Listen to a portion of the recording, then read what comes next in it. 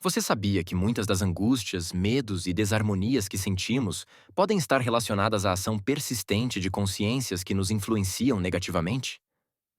Hoje eu vou contar a você sobre o fenômeno da obsessão, que ocorre quando uma entidade, encarnada ou desencarnada, exerce domínio sobre alguém, impulsionando a vítima a pensamentos e comportamentos que fogem da normalidade.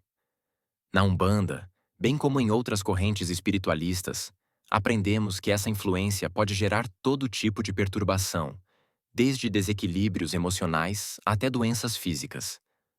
Por outro lado, há caminhos de desobsessão que libertam a pessoa e a colocam novamente na rota do equilíbrio espiritual.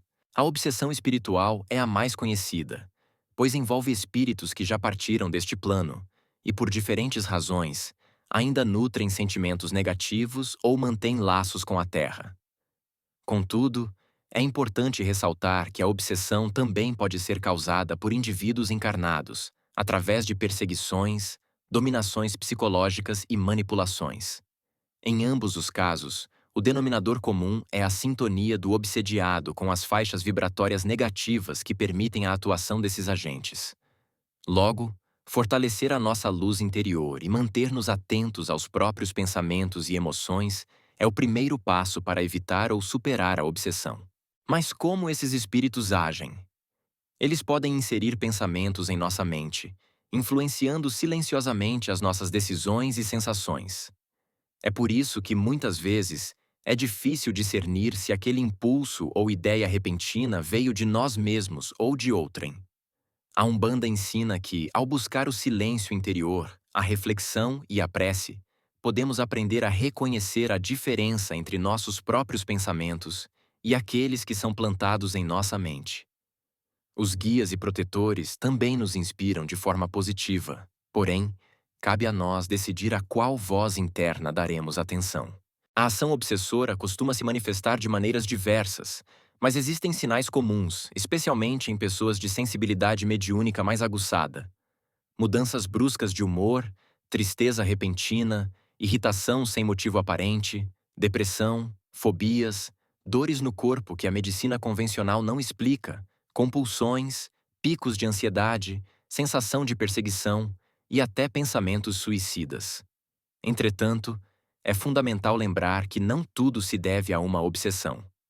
Às vezes, o desequilíbrio é gerado por problemas pessoais ou traumas que exigem atenção psicológica e emocional. Ainda assim, o cuidado espiritual pode ser um elemento essencial de ajuda e equilíbrio. Tipos de obsessão. Obsessão adquirida pela própria pessoa. Esse tipo é o mais comum e ocorre quando a pessoa, através de pensamentos, palavras ou ações, convida inconscientemente espíritos negativos para perto de si. Por exemplo, alguém que cultiva a ideia recorrente de querer morrer acaba emanando uma vibração tão densa que atrai entidades desejosas de potencializar seu sofrimento. Ou quem diz repetidamente, "Eu não preciso de ninguém", gera uma energia de isolamento que dá margem à atuação de seres mal intencionados. Também há casos de pequenas transgressões morais que, com o tempo, se agravam graças à influência obsessora. Em todos esses cenários, a origem está na própria pessoa, que abriu a porta para o desequilíbrio. Obsessão causada pelo desejo de fazer o mal.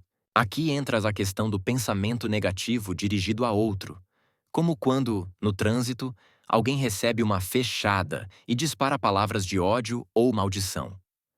Ainda que seja algo passageiro, um espírito de baixa vibração pode se apropriar dessa energia e cumprir a sentença, causando danos ao outro motorista. O mesmo vale para fofocas, invejas e toda sorte de maledicência. Essas formas de pensamento, mesmo sem serem verbalizadas, podem gerar obsessões graves. Obsessão firmada na magia negra. Esse é o nível mais profundo, em que há uma encomenda deliberada de obsessão a um praticante de magia voltada ao mal. O espírito ou falange que atende esse pedido tem conhecimento e poder para causar sérias perturbações na vida do alvo, muitas vezes passando despercebido pelos protetores superficiais. Em alguns casos, são necessárias várias sessões de trabalho espiritual para chegar à raiz do problema e neutralizar suas consequências. É comum haver a necessidade de uma entrega ou ritual específico para pacificar o obsessor. Mas, mesmo assim, a postura interna do obsedado continua sendo decisiva para encerrar o processo. A desobsessão na Umbanda. A desobsessão é o rompimento dessa influência perniciosa sobre o indivíduo. E na Umbanda, ela se dá por meio do trabalho dos guias e protetores, que conhecem as técnicas necessárias para afastar os espíritos obsessores. No entanto, nem toda entidade trabalha com desobsessão, pois algumas se especializam em outras linhas de atuação. O fator-chave é o merecimento e a sintonia. A pessoa obsedada precisa reconhecer o problema e solicitar ajuda, pois os guias só podem atuar quando há autorização ou pedido, respeitando o nosso livre-arbítrio. Em um terreiro, as giras e os passes ajudam a limpar as energias, abrir canais de comunicação com entidades de luz e permitir que elas intervenham, conduzindo o espírito obsessor a um caminho de esclarecimento ou restrição, conforme o caso.